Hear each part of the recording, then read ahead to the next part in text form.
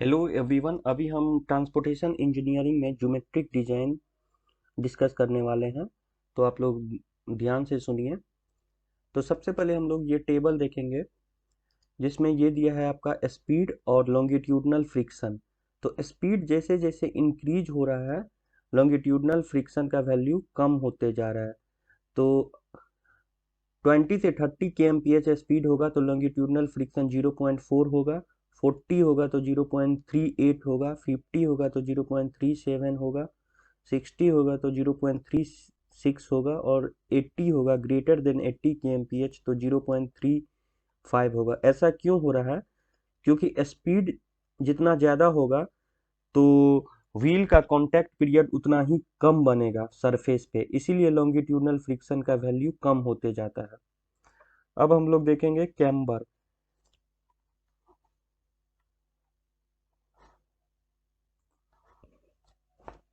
Concrete या thick bituminous road के लिए हैवी रेन में कैम्बर होगा 2%।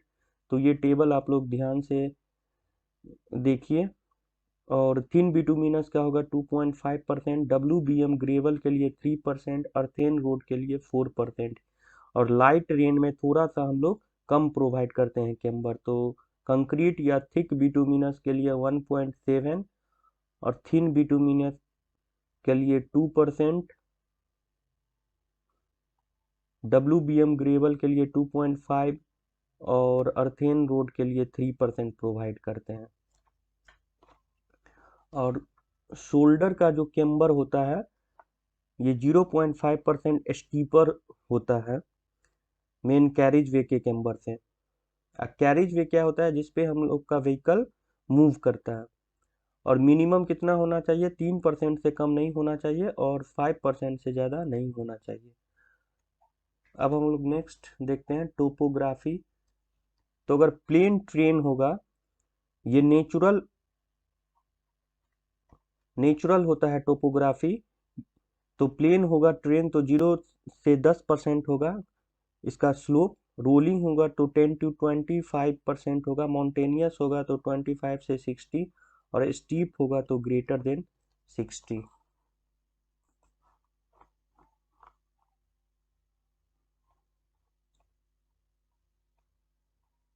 Design speed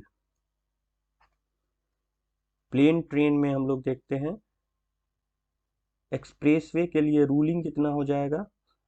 120। रूलिंग होता है maximum design speed.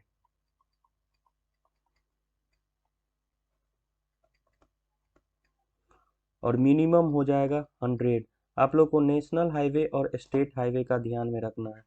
National highway and state highway के लिए कितना हो जाएगा? रूलिंग हो जाएगा 100 के एम पी एच और मिनिमम हो जाएगा 80 K M P H. Rolling train में थोड़ा सा कम हो जाएगा 80 65।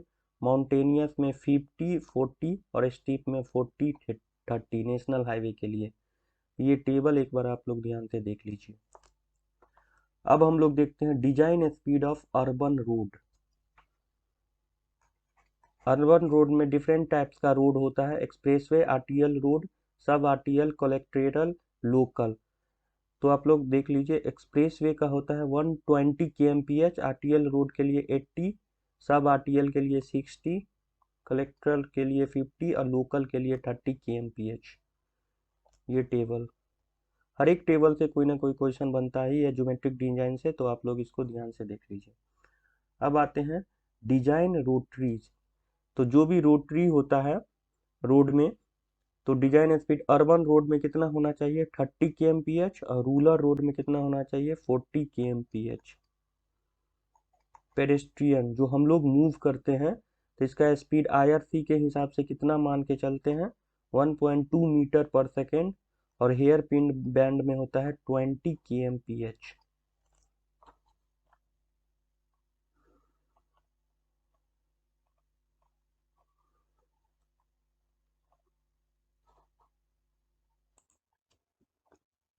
अब नेक्स्ट है विड्थ ऑफ कैरिज वे, जिसपे व्हीकल मूव करता है।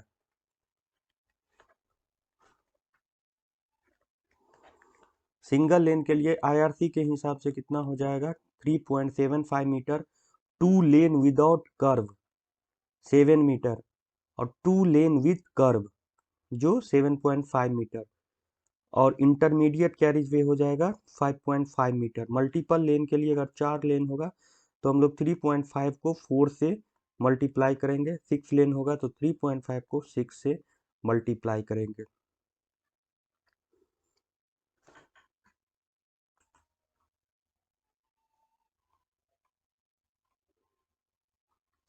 और मीडियन और ट्रैफिक सेपरेटर जो सेंटर में होता है, तो minimum desirable with for rural highway 5 metre होना चाहिए।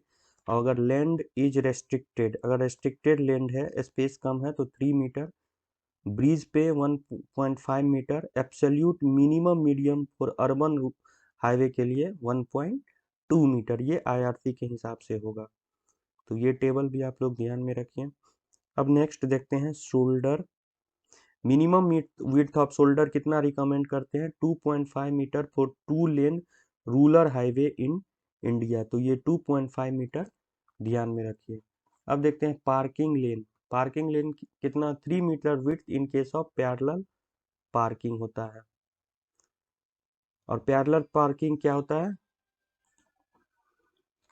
तो पैरेलल पार्किंग हम लोग अर्बन एरिया में प्रोवाइड करते हैं और 3 मीटर विड्थ होता है। अब देखते हैं कर्व। तो माउंटेबल कर्व 10 सेंटीमीटर होता है, सेमी माउंटेबल कर्व 15 सेंटीमीटर और बैरियर कर्व थोड़ा ऊंचा होता है 20 सेंटीमीटर होता है। ये सब आईआरसी हम लोग का कोड बुक के हिसाब से दिया गया डाटा है। फुट पाथ 1.5 मीटर विड्थ होता है, साइकिल ट्रैक 2 मीटर होता है। Light illumination fast moving traffic के लिए 30 लक्स होता है, ये भी आरआरबी वगैरह एग्जाम में पूछ दिया गया है। और फास्ट एवं slow moving mix main road के लिए 15 लक्स होता है। अब आगे हम लोग देखते हैं width of formation. Width of formation क्या होता है, carriage way including separator and shoulder. तो दोनों मिला के तीनों मिला के जो होता है कैरिज वे, जिसपे व्हीकल मूव करता है, बीच में मीडियन होता है या सेपरेटर बोलते हैं और साइड में शोल्डर होता है। तो सबका width of formation national highway और स्टेट हाईवे के लिए 12 मीटर होता है और माउंटेनियस के लिए 6.2 मीटर सिंगल और 8.8 मीटर। ये भी आप लोग याद में रखिए। मेजर डिस्ट्रिक्ट के लिए 9 मीटर, उसके बाद 7.5 से 9 मीटर और उसके बाद हो जाएगा विलेज रोड के लिए 7.5 मीटर होगा। ठीक है, तो आप लोग 12 मीटर और 6.25 मीटर ध्यान में रखिए। अब होता है राइट ऑफ वे और लैंड विड्थ। ये क्या था पीछे, विड्थ ऑफ फॉर्मेशन, और ये है राइट ऑफ वे और लैंड विड्थ। इसमें होता है formation width plus road margin. हम लोग फ्यूचर के लिए डेवलपमेंट के लिए कुछ जगह छोड़ के रखते हैं, इंक्लूडिंग कैरिज वे, शोल्डर और separator. National and state highway के लिए ये 45 मीटर हो जाएगा नॉर्मल, और रेंज 30 से 60 मीटर लाई करता है। तो एक बार आप लोग ये टेबल ध्यान में रख लीजिए। उसके बाद देखते हैं हम लोग ग्रेडियंट। तो ग्रेडियंट रूलिंग, लिमिटिंग और एक्सेप्शनल। रूलिंग मैक्सिमम होता है, लेकिन जहाँ पे रोड कंडीशन थोड़ा नहीं दे सकते वहाँ पे लिमिटिंग प्रोवाइड करते हैं, और एक्सेप्शनल केस में एक्सेप्शनल ग्रेडियंट देते हैं हम लोग। तो प्लेन रोलिंग 3.3, हिली माउंटेनेस के लिए 5 और स्टीप के लिए 6। तो ये डाटा आप लोग याद रखिए। 3.3 प्लेन एंड रोलिंग, हिली के लिए 5 और इसके लिए 6। अब आगे देखते हैं हम लोग types of road. Super elevation कितना होता है, अर्बन में 4%, प्लेन एंड रोलिंग में 7%, हिली ट्रेन कवर्ड विथ स्नो तो 7%, अगर नॉट कवर्ड विथ स्नो, अगर हिली ट्रेन स्नो से कवर नहीं है तो इसमें 10%, अगर स्नो से कवर है तो 7%। तो minimum value 4%, maximum value 10%। Rate of change of super elevation, ये ट्रांजिशन कर्व में प्रोवाइड करते हैं किस रेट से सुपर एलिवेशन चेंज हो रहा है। तो 1/n का वैल्यू होता है 1/100 अर्बन रोड के लिए, प्लेन एंड रोलिंग ट्रेन के लिए 1/150 होता है। तो ये आप लोग याद रखिए और इसको एक बार ध्यान में रखिए। एक बार हम लोग सारा टेबल का रिवीजन कर लेते हैं और इसको आप लोग एक बार ध्यान से देख लीजिए।